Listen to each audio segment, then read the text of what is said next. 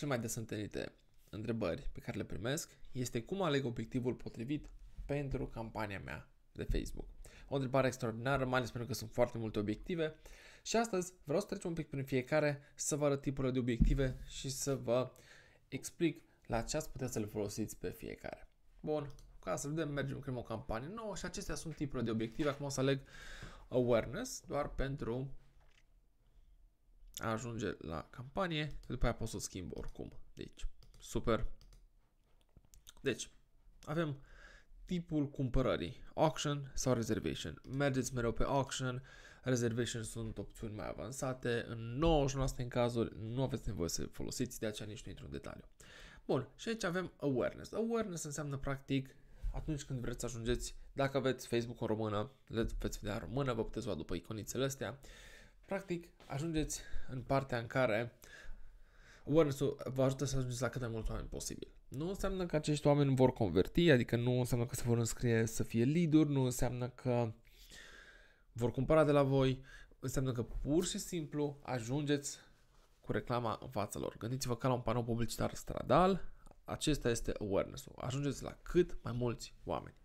Și dacă mergem la awareness, acesta are câteva subobiective și anume maximize reach of ads, adică reclamele voastre să ajungă la cât mai mulți oameni posibil. Maximize number of impressions, al doilea, înseamnă ca reclamele voastre să fie arătate oamenilor de cât mai multe ori posibil, aia înseamnă că o să ajungă la mai puțini oameni. Dacă să zicem că maximize reach of ads ar ajunge la 1 milion de oameni, ipotetic vorbind, maximize number of o singură dată, maximize number of impressions ar ajunge, să zicem, de 2 ori la 500.000 de oameni. Deci le ajută de mai multe ori la mai puțini oameni. Maximize ad recall lift este relativ nou, l-au introdus cred că acum un an și jumătate. Ei, sau algoritmul Facebook încearcă să arate reclamele voastre oamenilor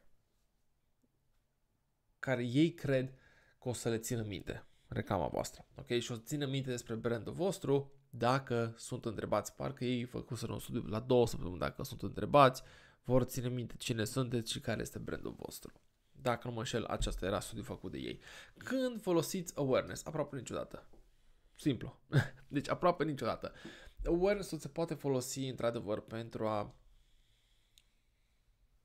reitera ideea de brand, pentru a vă ajuta să intrați cu ceva nou pe piață, dar în general sunt bani aruncați pe fereastră. Dacă nu aveți bugete uriașe de marketing, și mă refer aici mii de dolari pe lună, zeci de mii de dolari pe lună, să faceți o campanie de awareness este în general inutilă. Știu, dacă o să vorbiți cu un consultant Meta la telefon, și ar trebui să fac un video separat și despre partea aceasta, eu o să vă zic că sunt foarte bune, trebuie să facem, bla bla bla. Consultanții Meta, ca să știți, sunt doar oameni de vânzări deghizați, ei, sau până, din experiența noastră, cred că au dat unul din 100 de sfaturi bune și probabil la nimereală, restul au fost doar să te împingă să cheltui mai mulți bani pentru că ei așa își fac comisionul. Deci nu ascultați de consultanții Meta. Există și consultanți Meta într-adevăr, dacă cheltuiți foarte mulți bani sau dacă sunteți agenție, atunci da, aveți parte de un consultant Meta profesionist care poate să vă dea sfaturi bune. În rest sunt oameni de vânzări deghizați, nu ascultați de ei. Și mă refer foarte mulți bani, vorbim aici de 10.000 de euro pe lună. Deci nu mă refer la 100 de euro, 1000 de euro, 10.000 de euro pe lună. Sau sunteți agenție. Bun, obiectivul numărul 2 la nivel de campanie, trafic. Pur și simplu ce înseamnă traficul? Hai să luăm oameni de pe Facebook, să-i ducem la o destinație. Destinația asta poate să fie ce vreți voi, orice link, poate să fie un site, poate să fie Google Maps, poate să fie cont de Instagram. Deci orice veți, e trafic. Practic, luăm de pe Instagram și facem să dea click pe linkul vostru. Sub obiective, simplu, unde ducem? Pe site, la o aplicație, iOS de exemplu, într-un messaging app, adică pe Messenger, pe Instagram să vorbească cu noi, pe WhatsApp, să ducem la profilul de Instagram, efectiv pe pagina profilului, sau să-i facem să dea click pe un buton care conține numărul nostru de telefon. Deci dacă alegem ăsta, punem numărul nostru de telefon pe butonul acela de reclamă și când dau click ne sună. Bun, ca și subobiective avem să maximizăm numărul de landing page views, ce înseamnă asta, sau numărul de click-uri. Ok? Sunt două și vreau să le explic deodată pentru că pot să pară super similar. Maximizarea numărului de click-uri înseamnă maximizarea numărului de oameni care dau click pe butonul reclamei. Ok? Bun. Ce înseamnă asta? Au dat click, dar nu înseamnă că Facebook măsoară și așteaptă ca omul să-și ajungă pe pagină. A dat click, dar poate în secunda 2 se răzgândește și dă X la pagina voastră, nu așteaptă să se încarce. Ok? Dacă vreți ca omul să aștepte să se încarce, mergeți pe Maximize Number of Landing Page Views. Ok? Și atunci Facebook-ul, acum vine, e o aproximație a lor, dar așteaptă ca oamenii să și încarce pagina, site-ul vostru, și nu doar dau click și apoi dau X să iasă pe pagină. Ok?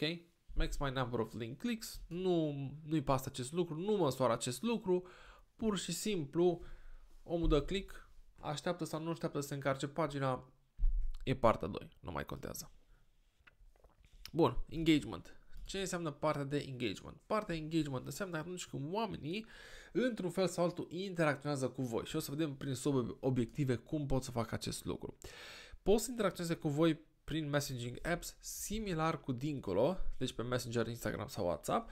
Diferența între Traffic și messaging apps este că la Traffic ei dau click pe un link, le deschide Messenger-ul, ok? Dar nu înseamnă că Facebook măsoară dacă au și interacționat cu voi pe Messenger, poate doar le deschide și ei yes. Pe engagement, ei o să ducă persoane care sunt mult mai predispuse să vă și trimită un mesaj și să interacționeze cu voi.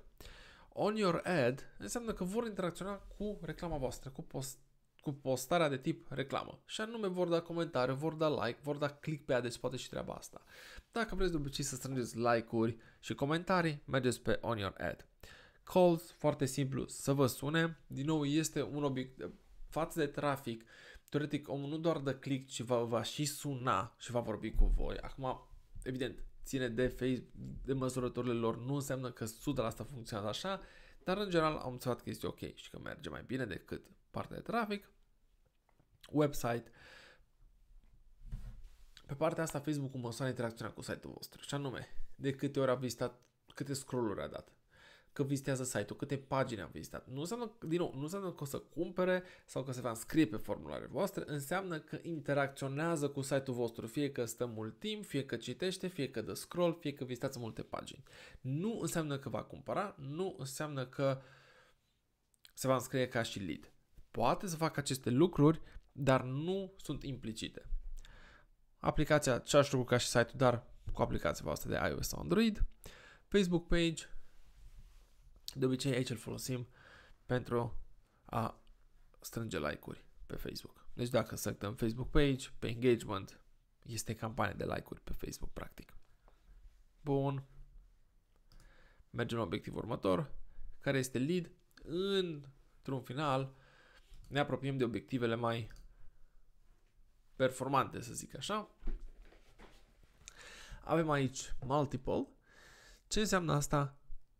Dacă alegem multiple, lead-urile pot să vină atât de pe site, cât și din telefon. Ok? Adică o să avem un buton de telefon și o să avem pe site setat un formular pe care apoi prin Conversion API o să vedem cum trimitem înapoi către Facebook faptul că cineva s-a înscris și devine lead.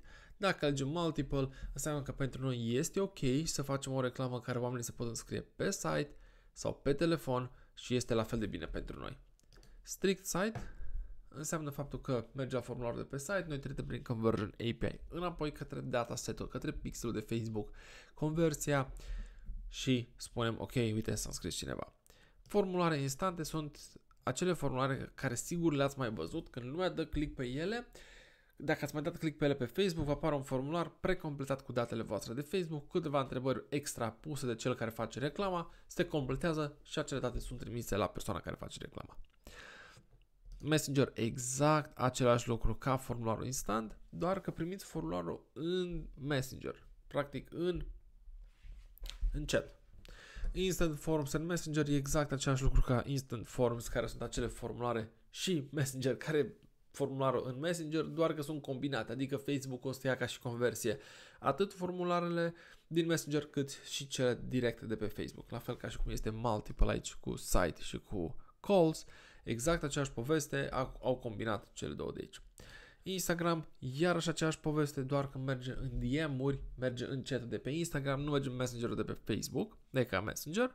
Calls, vorbisem mai sus, practic să vă sune efectiv lumea, dar în cazul acela mai bine alegeți multiple, să aveți și site-ul și calls, sau dacă nu aveți site, atunci alegeți doar calls și aplicație, exact același lucru, doar că aplicația voastră va trebui să aibă niște evenimente setate, fie că pe App Store, pe Google Play sau pe orice altceva aveți. Și în aplicația voastră lumea se poate înscrie. Dacă aveți un formular, aveți aici subobiective ca de fiecare dată, puteți maximiza numărul de lead-uri sau numărul de lead-uri de conversie. Ce înseamnă acest lucru? Dacă aveți un CRM și în platforma noastră o să vedeți că noi avem și CRM și trimitem datele astea înapoi către Facebook, atunci puteți să aveți lead-uri mai calificate. Un CRM înseamnă că aveți un pipeline, lead sunat, lead pierdut, lead vândut și voi trimiteți evenimentele astea înapoi către Facebook, se creează un funnel în Facebook și Facebook va optimiza pentru lead-urile câștigate, adică va aduce mai mulți oameni ca și cei din zona lead-uri câștigate. Deci puteți să aveți și partea aceasta. Pe zona de website, practic același lucru, lăsăm maximize number of conversions, acelea sunt peste tot. Bun, trecem la App Promotion. App Promotion practic îți promovezi aplicația. Este destul de simplu, aici nu sunt multe de selectat.